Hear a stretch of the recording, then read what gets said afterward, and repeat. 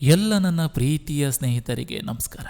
ಎಲ್ಲ ಹೇಗಿದ್ದೀರಿ? ನೀವೆಲ್ಲ ಚೆನ್ನಾಗಿದ್ದೀರಾ ಅಂತ ನಾನು ತಿಳ್ಕೊಂಡಿದ್ದೇನೆ. ನನ್ನ ವಿಡಿಯೋವನ್ನು ಯಾರೆಲ್ಲ ನೋಡ್ತಾ ಇದ್ದೀರಾ, ದಯವಿಟ್ಟು ಈ ವಿಡಿಯೋಗೆ ಮೊದಲು ಲೈಕ್ ಕೊಡಿ. ಯಾಕಂದರೆ ನೊಂದಂಥ ಅದೆಷ್ಟೋ ಜೀವಗಳಿಗೆ ಈ ವಿಡಿಯೋಗಳು ಸ್ಫೂರ್ತಿ ಆಗ್ತಿದೆ ಅಂತ ಹೇಳ್ತಾ, 2 ದಿನ ಬದುಕಿ 3ನೇ ದಿನ ಸಾಯುವ ಈ ಜೀವನದಲ್ಲಿ ನಾನು ಅನ್ನೋ ಬದಲು ಎಲ್ಲರೂ ನಮ್ಮವರೇ ಎಂದು ಪ್ರೀತಿಯಿಂದ ನೋಡಿ.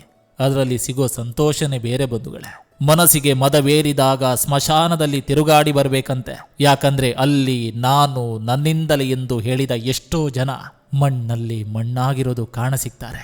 ಎಲ್ಲ ನನ್ನವರು ಎಂದು ಮೆರೆಯುವುದಕ್ಕಿಂತ ಮೊದಲು ನಿನ್ನವರು ಯಾರೆಂದು ತಿಳಿದುಕೋ. ಆತ್ಮವಿಶ್ವಾಸ ಹೊಂದಿದ್ರೆ ಎಂತಹ ಪರಿಸ್ಥಿತಿಯಲ್ಲೂ ತಲೆ ಎತ್ತಿ ನಿಲ್ಬಹುದು.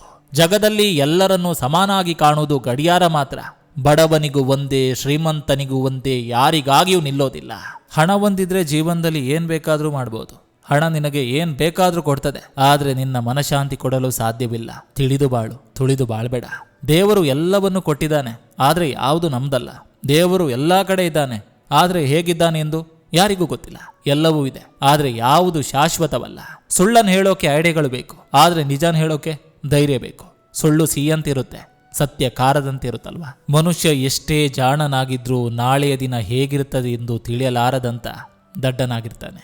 ಜೀವನ 4 ದಿನದ ಪಯಣ ಈ ಜೀವನ. ಅಲ್ಲಲ್ಲಿ 100 ನಿಲ್ದಾಣ. ಬಂದು ಹೋಗುವವರು 1,00,000 ಜನ, ಬಿಟ್ಟು ಹೋಗುವವರು ನೆನಪಿನ ಕ್ಷಣ. ಪ್ರೀತಿಸುವವರು ಕೆಲವೇ ಜನ, ದ್ವೇಷ ಹಲವರ ಹುಟ್ಟುಗುಣ.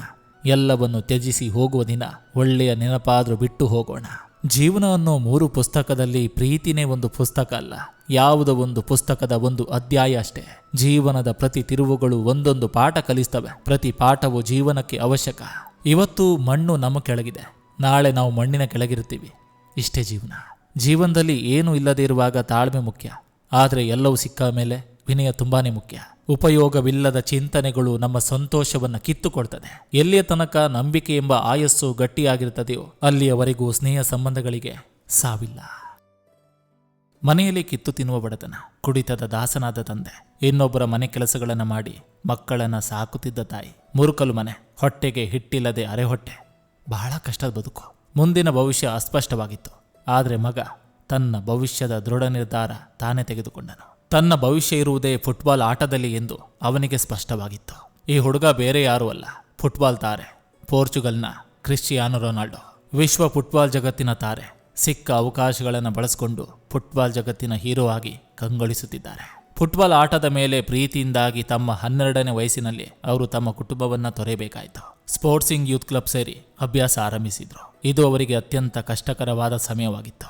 ತಮ್ಮ ಮನೆಯನ್ನು ಬಿಟ್ಟು 600 ಮೈಲುಗಳ ದೂರ ಬಂದಿದ್ರಿಂದ ಮನೆಯವರನ್ನ ಭೇಟಿಯಾಗಲು ಸಾಧ್ಯವಾಗುತ್ತಿಲ್ಲವೆಂದು ಪ್ರತಿದಿನ ಅಳುತ್ತಿದ್ರು. ಫುಟ್ಬಾಲ್ ಅಭ್ಯಾಸ ನಡೆಸಿ ಹಸಿವಾದಾಗ ಏನಾದರೂ ತಿನ್ನಬೇಕೆನಿಸಿದ್ರೆ ಕೊಡಲು ಹಣವಿಲ್ಲದೆ ಹೋಟೆಲಿನ ಹಿಂಭಾಗಕ್ಕೆ ಹೋಗಿ ಉಳಿದ ಆಹಾರ ಕೊಡುವಂತೆ ಹೋಟೆಲಿನವರನ್ನ ಬೇಡಿ ತಿನ್ನುತ್ತಿದ್ರು. ತಮ್ಮ 15ನೇ ವಯಸ್ಸಿನಲ್ಲಿ ರೇಸಿಂಗ್ ಹಾರ್ಟ್ ಎಂಬ ಕಾಯಿಲೆಗೆ ತುತ್ತಾದ್ರು. ಇಲ್ಲಿಗೆ ಅವರ ಫುಟ್ಬಾಲ್ ಜೀವನ ಮುಗೀತೆಂದು ಎಲ್ಲರೂ ಭಾವಿಸಿದ್ರು. ಆದರೆ ಆಟದ ಮೇಲಿದ್ದ ಅವರ ಪ್ರೀತಿ, ಅವರ ದೃಢ ಸಂಕಲ್ಪ ಅವರನ್ನ ಬಿಡದೆ ವಿಶ್ವದಲ್ಲೇ ಶ್ರೇಷ್ಠ ಫುಟ್ಬಾಲ್ ಆಟಗಾರನಾಗಿ ಮಾಡಿತು. ಇಂತಹ ಈತ ಈಗ ಜಗತ್ತಿನ ನಂಬರ್ 1 ಫುಟ್ಬಾಲ್ ಆಟಗಾರ. ಈಗ ಅವರು ಬಯಸಿದನ್ನೆಲ್ಲ ಪಡೆಯುವಂತ ಅವಕಾಶವಿರುವುದು. ಸುಮಾರು 1148 ಪಂದ್ಯಗಳಿಂದ 822 ಗೋಲುಗಳೊಂದಿಗೆ ವಿಶ್ವದ ಪ್ರಮುಖ ಗೋಲ್ ಸ್ಕೋರರ್ ಆಗಿದ್ದಾರೆ. ಇತ್ತೀಚೆಗೆ ರೊನಾಲ್ಡೋ ತಮ್ಮ ಮಗನನ್ನ ಕರೆದುಕೊಂಡು ಪೋರ್ಚುಗಲಿನ ಲಿಸ್ಬನ್ನಲ್ಲಿ ತಾವು ಬಾಲ್ಯದಲ್ಲಿ ವಾಸಿಸುತ್ತಿದ್ದ ಸ್ಥಳವನ್ನ ತೋರಿಸಲೆಂದು ಕರೆದುಕೊಂಡು ಹೋಗಿದ್ರು. ಅದನ್ನು ನೋಡಿದ ಮಗ, ಅಪ್ಪ, ನಿಜವಾಗಿಯೂ ನೀನು ಈ ಜಾಗದಲ್ಲಿದೆಯಾ ಎಂದು ಆಶ್ಚರ್ಯದಿಂದ ಕೇಳಿದ. ಇದಕ್ಕೆ ರೊನಾಲ್ಡ್ ಹೇಳ್ತಾರೆ, ಈಗಿನ ಮಕ್ಕಳಿಗೆಲ್ಲ ಎಲ್ಲವೂ ಬಹಳ ಸುಲಭವಾಗಿ ಸಿಕ್ಕಿಬಿಡ್ತದೆ ಎಂಬ ಭ್ರಮೆಯಲ್ಲಿರ್ತಾರೆ. ಉತ್ತಮ ಜೀವನ, ಮನೆ, ಕಾರು ಎಲ್ಲವೂ ಆಕಾಶದಿಂದ ಉದುರುತ್ತದೆ ಎಂದು ಭಾವಿಸ್ತಾರೆ. ಇವೆಲ್ಲ ಸುಮ್ಮನೆ ಸಿಗುವುದಿಲ್ಲ. ಎಡೆ ಬಿಡದೆ ಪ್ರಯತ್ನಿಸೋದ್ರಿಂದ, ಬೆವರು ಸುರಿಸುವುದರಿಂದ ಮಾತ್ರ ಸಾಧ್ಯವಾಗುವುದು ಎಂಬುದು ಅವರಿಗೆ ಗೊತ್ತಿಲ್ಲ. ದೃಢ ನಿರ್ಧಾರ ಮತ್ತು ಪರಿಶ್ರಮದಿಂದ ಏನನ್ನು ಬೇಕಾದರೂ ಸಾಧಿಸಬಹುದೆಂದು ನನ್ನ ಮಕ್ಕಳಿಗೆ ಮಾತ್ರವಲ್ಲ, ನಾನು ಭೇಟಿಯಾಗುವ ಎಲ್ಲ ಮಕ್ಕಳಿಗೂ ಹೇಳಲು ಇಷ್ಟಪಡ್ತೇನೆ ಎಂದಿದ್ದಾರೆ. ತಮಗಿಲ್ಲದಿದ್ದರೂ ಮಕ್ಕಳಿಗಾದರೂ ಎಲ್ಲ ಸೌಲಭ್ಯಗಳು ದೊರೆಯಲಿ ಎಂದು ಪಾಲಕರು ಮಕ್ಕಳ ಮೇಲಿನ ಅತಿಯಾದ ವ್ಯಾಮೋಹದಿಂದ ಅವರು ಮಾಡುವ ಎಲ್ಲ ಪ್ರಯತ್ನಗಳೇ ಇಂದು ಮಕ್ಕಳ ಪಾಲಿಗೆ ಶಾಪವಾಗ್ತಿದೆ. ಅವರನ್ನು ಸೋಮಾರಿಗಳನ್ನಾಗಿ ಮಾಡ್ತಿದೆ. ದುಡ್ಡು ಮೊಬೈಲ್ನಲ್ಲೂ ATMನಲ್ಲೂ ಇದೆ ಎಂಬುದು ಮಾತ್ರ ಮಕ್ಕಳಿಗೆ ಗೊತ್ತೇ ವಿನ ಅದಕ್ಕೆ ತಂದೆ ತಾಯಿಗಳು ಎಷ್ಟು ಕಷ್ಟಪಟ್ಟು ದುಡಿದಿರಬೇಕು ಎಂಬ ಅರಿವು ಅವರಿಗಿರೋದಿಲ್ಲ. ತಂದೆ ತಾಯಿಗಳು ಕೂಡ ಮಕ್ಕಳು ಒಂದು ಪೆನ್ಸಿಲ್ ಕೇಳಿದ್ರೆ 1 ಬಾಕ್ಸ್ ಪೆನ್ಸಿಲ್ ತಂದು ಕೊಡೋದು, 1 ಪೆನ್ ಕೇಳಿದ್ರೆ 4 ಪೆನ್ ತಂದ್ಕೊಡೋದು, ಅವರು ಕೇಳೋದಕ್ಕೆ ಮುನ್ನವೇ ಎಲ್ಲವೂ ಅವರಿಗೆ ಒದಗಿಸಿ ಬಿಡೋದು. ಹೀಗೆ ಮಾಡಿ ಹಣದ ಮೌಲ್ಯವನ್ನು ಇಳಿಸಿಬಿಟ್ಟಿದ್ದಾರೆ. ಹಾಗಾಗಿ ಮಕ್ಕಳಿಗೆ ತಮ್ಮ ವಸ್ತುಗಳನ್ನು ಜೋಪಾನವಾಗಿ ಇಟ್ಟುಕೊಂಡು ಉಪಯೋಗಿಸುವ ಬದಲು ಇದು ಹಾಳಾದ್ರೆ ಅಥವಾ ಕಳೆದ್ರೆ ಇನ್ನೊಂದು ಹೊಸದು ಬರ್ತದೆ ಎನ್ನುವ ಮನೋಭಾವ ಈಗಿನ ಮಕ್ಕಳಿಗೆ ಬಂದು ಬಿಟ್ಟಿದೆ. ಆಕಾಶವನ್ನ ಮುಟ್ಟಬೇಕು ಎನ್ನುವ ಕನಸು ಸಹಜವೇ, ಆದರೆ ಬೆವರಳಿಸುವುದನ್ನ ಮರೆತರೆ ಬದುಕಿಲ್ಲವೆಂಬ ಸತ್ಯವನ್ನು ಅವರು ಮುನ್ನುಗ್ಗುವ ಭರದಲ್ಲಿ ಮರೆಯಬಾರದು. ಜೊತೆಗೆ ಹಣದ ಮೌಲ್ಯವನ್ನ ಹಿರಿಯರು ಕೂಡ ಮನಸ್ಸಿನಲ್ಲಿ ನೆನಪಿಸಿಕೊಂಡು ಮಕ್ಕಳಿಗೆ ಕಲಿಸಬೇಕಿದೆ ಎನ್ನುವುದು ಈ ಕಥೆಯ ಸಾರಾಂಶ. ಇದು ನೈಜ ಕಥೆಯ ಅದ್ಭುತವಾದ ಸಾರಾಂಶ. ತುಂಬಾ ಜನ ಹೇಳ್ತಾರೆ, ಜೀವನದಲ್ಲಿ ನಾನು ಸೋತಿದ್ದೇನೆ, ನಾನು ಸೋತೇ ಬಿಟ್ಟೆ, ಇನ್ನು ಜೀವನ ನನಗಿಲ್ಲ, ನಾನು ಏನು ಮಾಡೋದು ಅಂತ. ಯಾಕಂದ್ರೆ ಸೋತ್ ಮೇಲೆ ಕತೆ ಮುಗಿಯೋದಿಲ್ಲ ಸ್ವಾಮಿ, ಅಲ್ಲಿಂದ ಹೊಸ ಅಧ್ಯಾಯ ಶುರು ಆಗ್ತದೆ. ಯಾಕಂದ್ರೆ ನಾನು ಏನಾದರೂ ಸಾಧಿಸಬೇಕು ಅನ್ನೋ ಕಿಚ್ಚು ನಿಮ್ಮ ಮನಸ್ಸಲ್ಲಿ ಬರ್ತದೆ. ಸೋತವರ ಕತೆ ಕೇಳಬೇಕು ನಾವು ಯಾವತ್ತು. ಯಶಸ್ವಿ ವ್ಯಕ್ತಿಗಳ ಕತೆ ಕೇಳೋಗಿಂತ ಮುಂಚೆ ನಾವು ಸೋತವರ ಜೊತೆ ಒಂದಿಷ್ಟುಗಳ ಕಾಲ ಸಮಯವನ್ನು ಕಳಿಬೇಕಂದ್ರೆ, ಯಾಕಂದ್ರೆ ಅಲ್ಲಿ ಏನೋ ಒಂದು ಕುತೂಹಲ ಇರ್ತದೆ, ಅಲ್ಲಿ ಯಶಸ್ವಿಯಾಗಿರುವಂಥ ಕತೆಗಳಿರ್ತದೆ.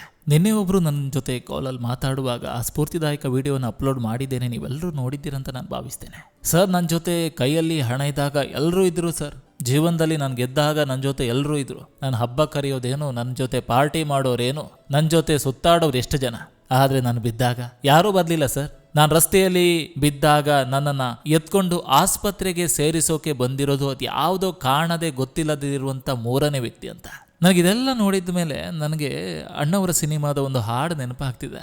ಬಹಳ ಅದ್ಭುತವಾದಂಥ ಹಾಡು.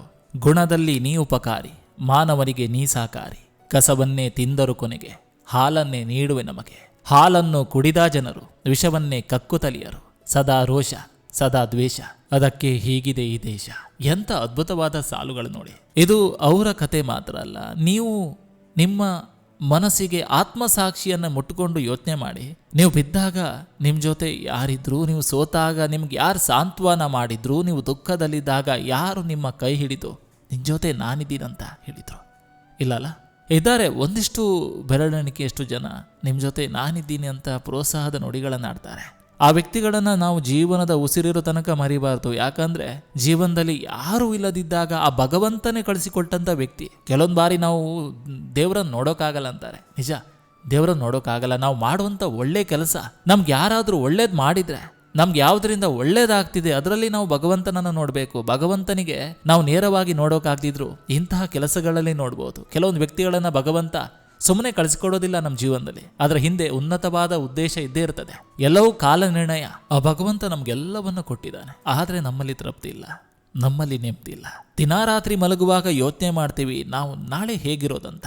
ನಿಜ ಹೇಳ್ತೀನಿ, ಈ ಕ್ಷಣವನ್ನು ನಾವು ಪ್ರೀತಿಸಬೇಕು, ಈ ಕ್ಷಣವನ್ನು ನಾವು ಗೌರವಿಸಬೇಕು, ಈ ಕ್ಷಣವನ್ನು ನಾವು ಸ್ವಾಗತಿಸಬೇಕು. ಯಾಕಂದ್ರೆ ನಮ್ಗೆ ತಿನ್ನೋಕೆ ಅನ್ನ ಇದೆ, ಮಲಗೋಕೆ ಅದ್ಭುತವಾದಂಥ ಸೂರ್ಯ ಇದೆ, ಆದರೂ ಕೂಡ ನೆಮ್ಮದಿ ಇಲ್ಲ. ಎಷ್ಟೋ ಬಾರಿ ನಾವು ಅನಾಥಾಶ್ರಮದಲ್ಲಿರುವಂಥ ಎಷ್ಟೋ ಪುಟಾಣಿಗಳನ್ನು ನೋಡ್ಬೇಕು, ನಾವು ವೃದ್ಧಾಶ್ರಮದಲ್ಲಿರುವಂಥ ಹಿರಿಯರನ್ನು ನೋಡಬೇಕು. ನಮ್ಮ ತಂದೆ ತಾಯಿದಿಕ್ಕಳು ನಮಗೆ ಅದ್ಭುತವಾದ ಜನ್ಮನ ಕೊಟ್ಟಿದ್ದಾರೆ, ಆದರೂ ನಾವು ನಮ್ಮ ತಂದೆ ತಾಯಿಯನ್ನು ನಾವು ವೃದ್ಧಾಶ್ರಮ ಕಟ್ತಾ ಇದ್ದೀವಿ. ಕೈ ತುಂಬ ಹಣ ಇದೆ, ಕೋಟಿ ಕೋಟಿ ಹಣ ಇದ್ರೂ ಕೂಡ ಮನಸ್ಸಿಗೆ ನೆಮ್ಮದಿ ಇಲ್ಲ ಅಂತ ಎಷ್ಟೋ ಜನ ಹೇಳ್ತಾರೆ. ಯಾಕೆ ಹೇಳಿ? ನಮ್ಮ ಆತ್ಮ ಶುದ್ಧವಾಗಿಲ್ಲ.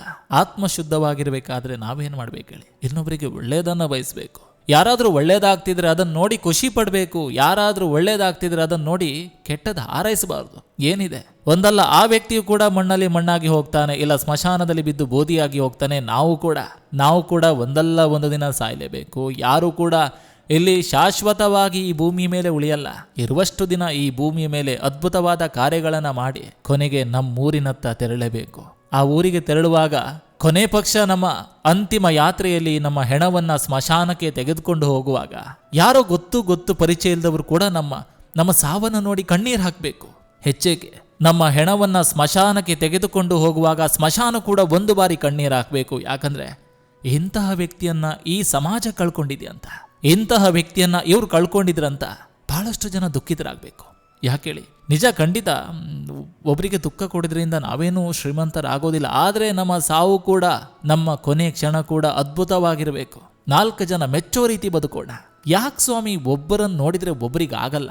ಇವತ್ತು ಶರೀರದಲ್ಲಿ ಉಸಿರಿದೆ, ಆದರೆ ಒಬ್ಬರನ್ನು ನೋಡಿದರೆ ಒಬ್ಬರಿಗಾಗಲ್ಲ, ಒಬ್ಬರ ಮುಖ ಇನ್ನೊಬ್ಬರು ನೋಡಲ್ಲ.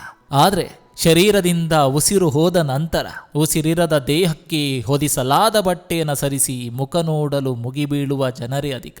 ಒಂದು ಮಾತು ನೆನಪಿಡಿ, ಉಸಿರು ಹೋದ ನಂತರ ಮುಖ ನೋಡುವುದಕ್ಕಿಂತ ಮಣ್ಣು ಸೇರುವ ಮೊದಲೇ ಮುಖ ನೋಡಿ ನಗುವುದಿದೆಯಲ್ಲ, ಅದೇ ನಿಜವಾದ ಜೀವನ, ಅದೇ ಅದ್ಭುತವಾದ ಜೀವನ, ಅದೇ ಸರ್ವಶ್ರೇಷ್ಠವಾದ ಜೀವನ.